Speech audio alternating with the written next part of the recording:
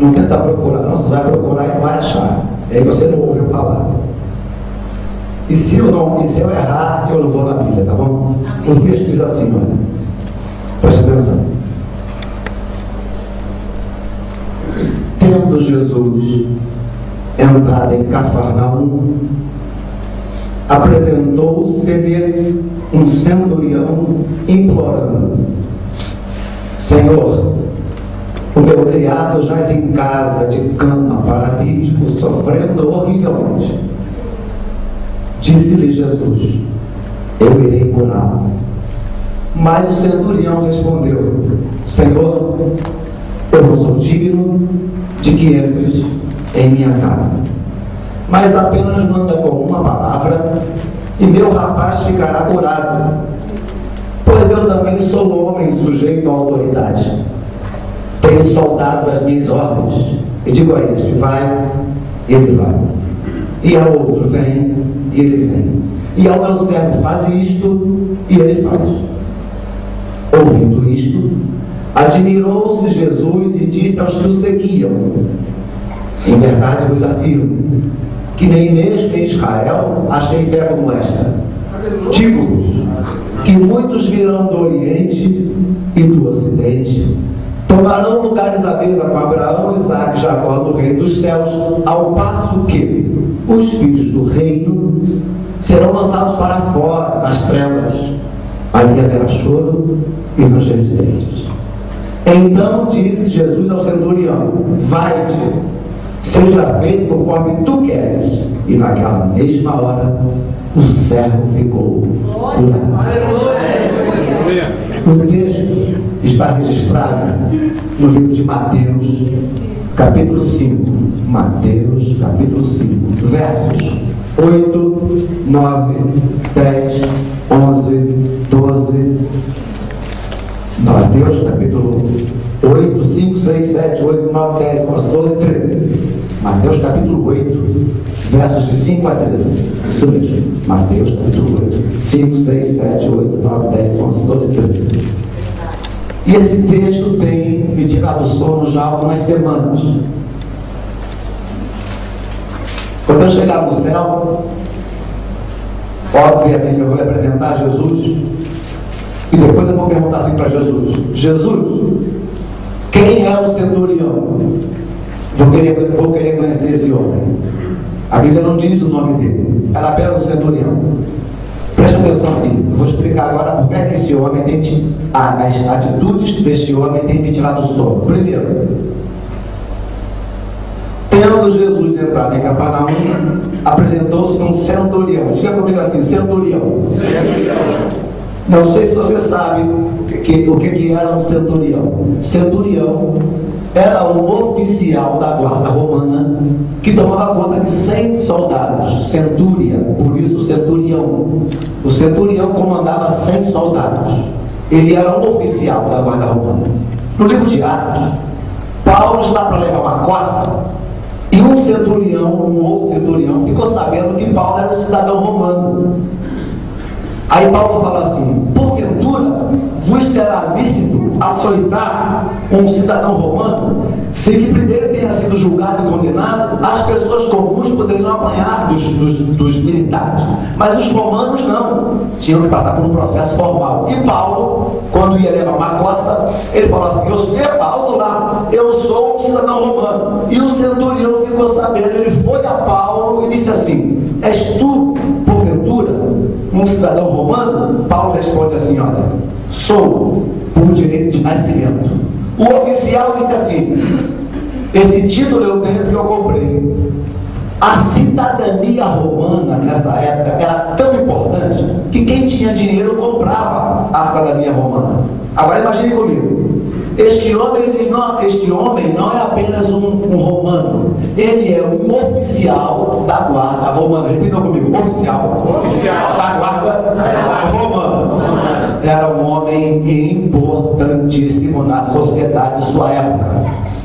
Tendo Jesus entrado em Cafarnaum, apresentou-se-lhe um centurião, presta atenção. Então, um centurião, um homem importante, apesar da Bíblia não falar, mas eu acredito que ele estava vestido, que ele estava uniformizado, como oficial uniformizado. Imaginem agora comigo, na rua, Jesus está passando, o Senhor Jesus está passando, um oficial vestido a caráter, arma na cintura, que é a espada, capacete na cabeça, graduação no ombro, alguns soldados acompanhando o seu oficial. A Bíblia diz: tendo Jesus entrado em Cafarnaum, apresentou-se-lhe. Diga comigo, apresentou-se-lhe. Mais forte. Apresentou-se-lhe. Alguém aqui foi militar? É militar. Quem foi militar? Ninguém foi militar aqui? Você foi militar? Um militar. Eu fui militar também. Eu servi ao quartel 1 ano e 15 dias. Na vida militar, nunca, o maior se apresenta ao menor. Na vida militar, nunca o tenente não se apresenta ao cabo. O coronel não se apresenta ao tenente, nunca. Na vida militar, sempre o menor se apresenta ao maior. Jesus está entrando em Cafarnaum. Tendo Jesus entrado em Cafarnaum, apresentou-se-lhe este oficial que conhece muito bem a vida militar. Ele chega e se apresenta a Jesus. Olha o que eu entendo, você vai até entender diferente. Eu entendo que este oficial, quando ele, na vida militar, fala juntar os cascos, quando ele junta os cascos e se apresenta a Jesus, ele está reconhecendo em Jesus, ele reconhece em Jesus uma autoridade maior.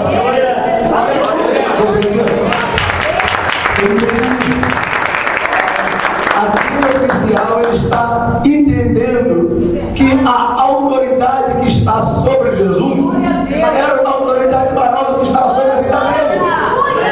Eu fiquei imaginando essa cena daquele oficial vestido a caráter, com uma espada na cintura, alguns soldados lhe acompanhando. Apresentou-se, ele se apresenta a Jesus, ele diz quem ele é. Aí fala o texto, olha, apresentou-se um centurião e implorou: este homem tem ensinado a descer. Glória a Deus. Descer, pode descer. Este homem tem ensinado a descer alguns degraus na vida. Glória. Diga assim comigo. Crie coragem, pode falar assim. Diga assim comigo. Meu Deus, ajuda-me a aprender a descer alguns degraus na vida. Queridos, lá fora a sociedade ensina que nós temos que crescer, mas diante de Deus convém que a gente diminua e ele cresça. Na vida com Deus nós precisamos aprender a descer alguns degraus na vida. É o que este homem tem me ensinado. Ele começa a descer alguns degraus na vida. Ele desce quando ele se apresenta. Ele não tinha necessidade de se apresentar a Jesus, porque ele era um oficial. Ele vai descer agora porque ele vai implorar. Apresentou-se um centurião implorando. Eu tenho um irmão que ele é oficial da Polícia Militar lá no Rio de Janeiro. Ele é coronel da Polícia Militar, um homem crente, um homem de Deus, da Assembleia de Deus, um homem que não se corrompe, vive do salário dele, vive do emprego dele. Nem todos os policiais no Rio são corruptos, há policiais honestos. Você não conhece um, não precisa na casa do meu irmão, um homem honesto, homem de Deus. Ele é coronel da Polícia Militar. Ele diz o seguinte: Davi, eu fui treinado para mandar. Todo oficial, ele é treinado para mandar. Ele manda, dá ordens. Agora, este apresentou-se um centurião implorando. Diga comigo, implorando. Ele implora a Jesus. Ele não foi treinado para implorar nada para ninguém. Aquele oficial, ele foi treinado para mandar, para dar ordens. Agora eu fico tentando imaginar a expressão facial de Jesus Cristo quando esse oficial se apresenta, e esse oficial lá na rua, ele começa a implorar. Apesar da Bíblia não falar, eu acredito que ele implorava mais ou menos assim: Senhor, por favor, vai na minha casa urgentemente. Ninguém implora de nariz em pé. Ninguém implora arrogantemente. Quando uma pessoa implora, ela geralmente implora reverentemente: por favor, tem misericórdia de mim. Jesus começa a olhar para aquele homem com bons olhos. Ele vai descer mais um degrau na vida quando ele começa a implorar.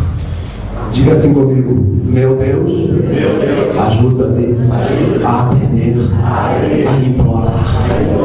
Jesus começa a olhar com bons olhos para aquele homem, porque ele estava implorando.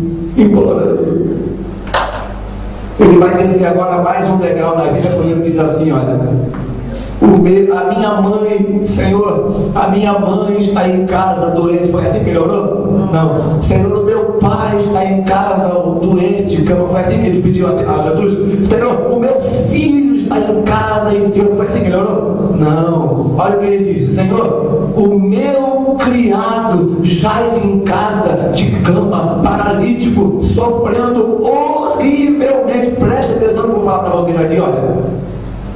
Aquele homem tinha poucos empregados, ou muitos empregados. Ele tinha uma casa pequena ou uma casa grande? Grande.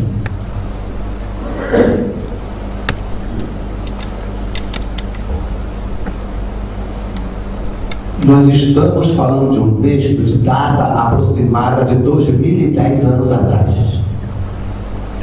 Um empregado braçal, iletrado, analfabeto, ele era descartável, olha só, descartável.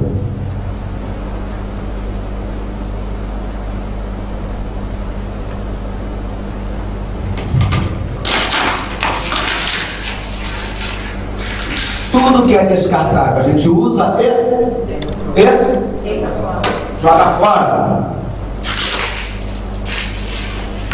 Segundo o meu entendimento, aquele escravo, ele era descartável. Vocês acham que aquele centurião teria enorme dificuldade de 2010 anos atrás achar alguém que limpasse a bota dele? Ele tinha dificuldade? Ele ia ter dificuldade de achar alguém para varrer o quintal dele? De forma alguma. O Senhor Jesus começa a olhar para aquele homem com bons olhos, porque ele está na rua, de mãos postas, obrigado, implorando por um criado. Ele desce mais um degrau na vida quando ele vai implorar por um criado.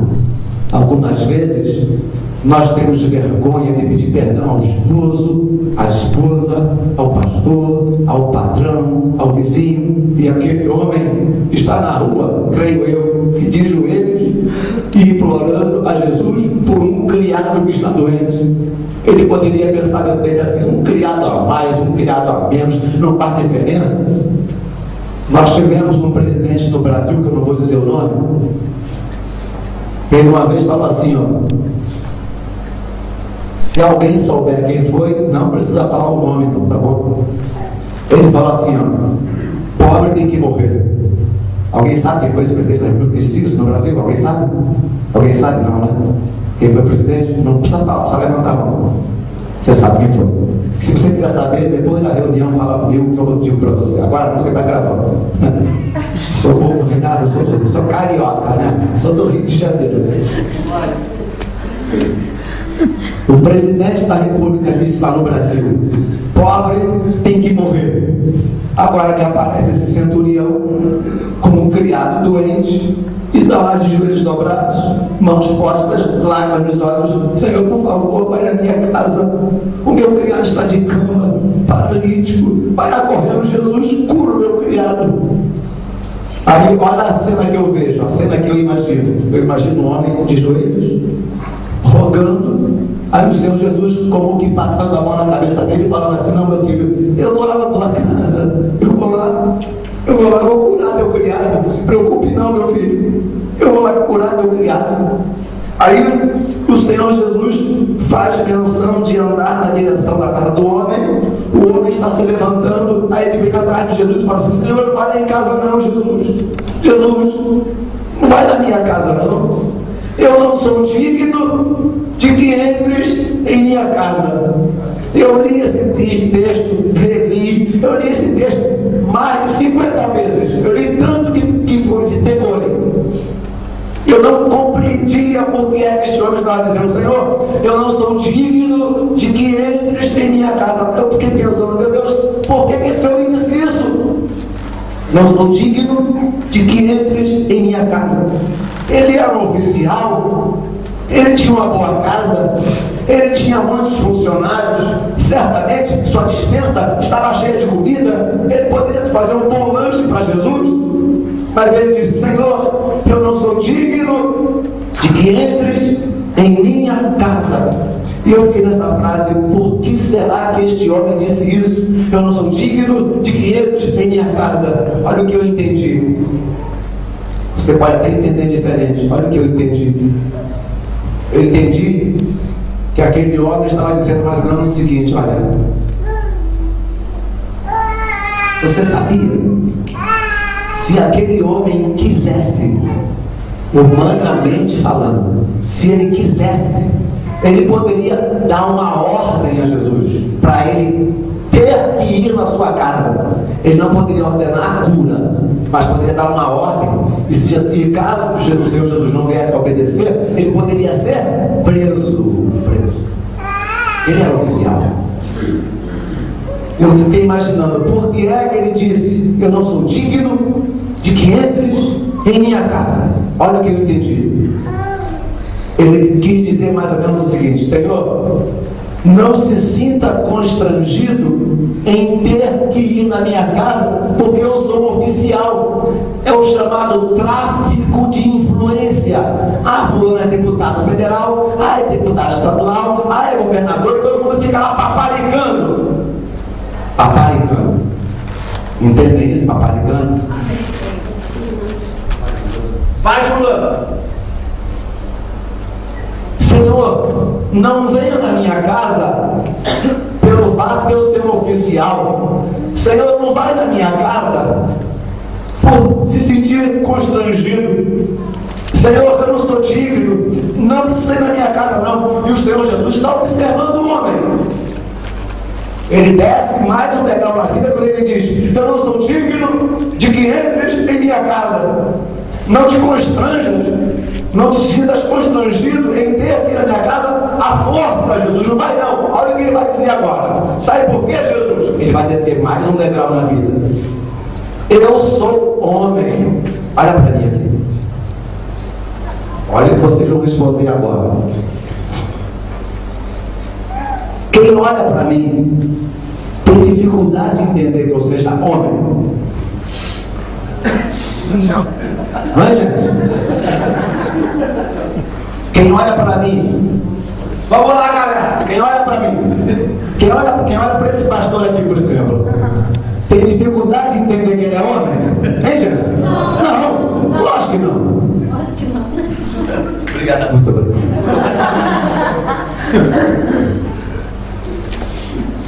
Senhor, eu sou homem. E eu fiquei imaginando: por que será que ele disse: eu sou homem? Senhor, eu sou homem. Eu mando em homens. E digo a um soldado: vai, ele vai. E a outro: vem, ele vem. E ao meu servo: faz isto, ele faz. Eu sou homem. Ele está dizendo o seguinte: olha, Senhor, eu sou homem. Eu mando em homens. Ele não disse, mas olha o que eu entendo que ele quer dizer: tu és Deus, tu mandas em anjos. Eu sou homem, mando em homens. Tu és Deus, manda em anjos. Nesse pedaço da conversa, a Bíblia fala assim: ó, admirou-se Jesus. Jesus ficou admirado. Admirou-se Jesus e disse aos que o seguiam. Glória a Deus. Jesus agora vai parar a conversa com o centurião. Ele para agora a conversa com o centurião e vai conversar agora com os discípulos. Ele fala assim aos discípulos: olha, eu digo para vocês, meus discípulos, que nem mesmo em Israel achei fé como esta. Este homem é um homem de fé. Nem mesmo em Israel achei fé como esta. Agora ele fala para os discípulos: digo a vocês, que muitos virão do Oriente e do Ocidente, tomarão lugares à mesa com Abraão, Isaque e Jacó no reino dos céus, ao passo que os filhos do reino serão lançados para fora, nas trevas. Ali haverá choro e ranger de dentes. Jesus está querendo dizer mais ou menos o seguinte: tomem cuidado vocês podem estar entrando e saindo dos templos e mesmo assim indo para o inferno. Muitos virão do Oriente e do Ocidente como esse centurião e vai entrar no céu na frente de vocês. Porque a vida com Deus não pode ser resumida a uma liturgia religiosa. Amém, irmãos? É vida diária, é compaixão, é entendimento de quem é Jesus Cristo. Ele entendeu que Jesus Cristo era Deus. Aleluia. Glória a Deus. Nesta época, ninguém poderia ser chamado de Senhor a não ser César. O centurião, ele não chama Jesus de Senhor, ele chama Jesus de Deus. Jesus entendeu isso.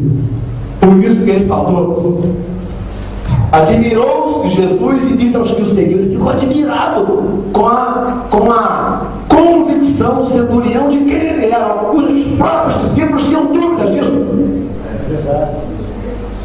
Os próprios discípulos duvidavam de Jesus. Mas o centurião não: Senhor, eu sou homem, eu mando em homens, tu és Deus, manda em anjos, manda um anjo lá em casa, Jesus. Manda um anjo lá em casa. Jesus dá um tapa com luva de penicas nos discípulos. Depois, lá no versículo 13, que é o último versículo, ele para a conversa com os discípulos e fala agora com o centurião: vai-te, seja feito conforme tu queres. E naquela mesma hora o servo ficou curado. Naquela mesma hora, naquele mesmo momento. O que eu quero dizer com isso, finalizando? É que na vida com Deus, na vida cristã, no Evangelho de Jesus, nós precisamos aprender a descer alguns degraus na vida. Todos aqueles que querem crescer muito em Deus, eu tenho o hábito de dizer à minha igreja o seguinte: todo sujeito, toda pessoa que quer crescer muito diante de Deus, come capim. Fala assim comigo: ai. Todo sujeito, todo crente, todo evangélico que quer ser muito grande diante de Deus, come capim. Diga ai. Nabucodonosor disse assim: ó, Babilônia que eu construí com o meu braço.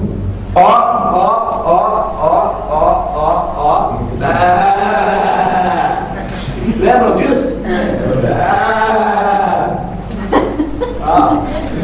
Os pelos cresceram, as unhas cresceram, e durante 7 anos o orvalho dos céus caiu sobre os lombos dele, até que ele pudesse entender que o Deus eterno é que dá o reino, que dá o reino, que a parte que levanta.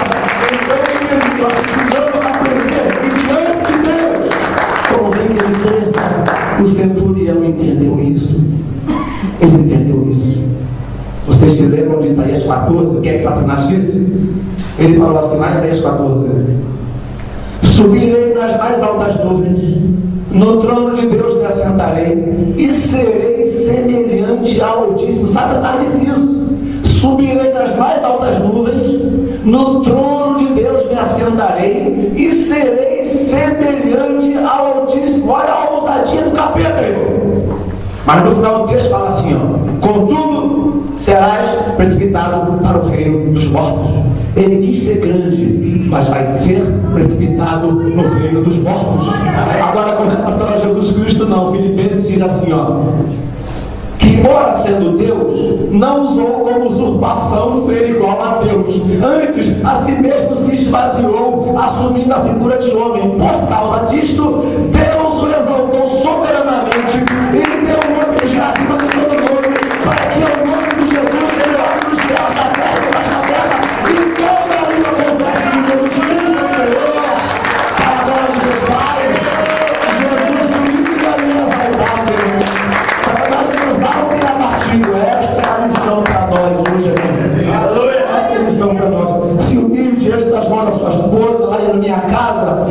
Os meus filhos põem a mão na minha cabeça e oram por mim. Minha esposa ora por mim. Nós oramos uns pelos outros, irmãos.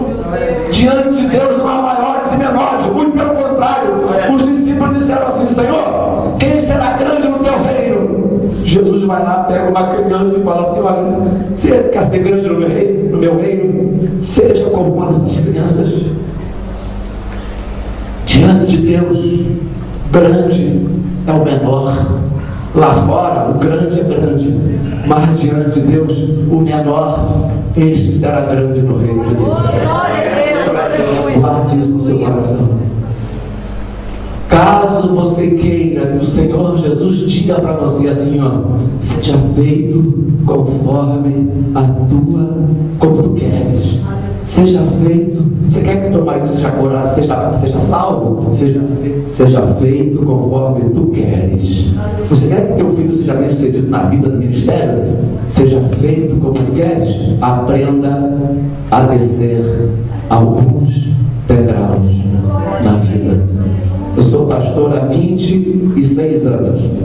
Eu estou na Igreja Missionária Evangélica Maranata há 33 anos. E eu tenho aprendido, dia após dia, ano após ano, Deus vem me ensinando a descer alguns degraus na vida. Eu vou querer conhecer esse homem no céu. Este homem que desce. O Senhor Jesus fica encantado e diz a respeito dele: nem mesmo em Israel achei fé como esta. Fique em pé comigo.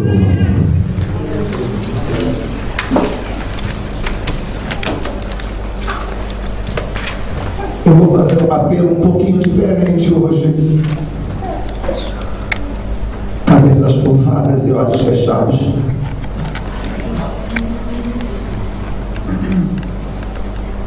Todos nós, um instantinho só. Eu quero orar com homens e mulheres, moços e moças,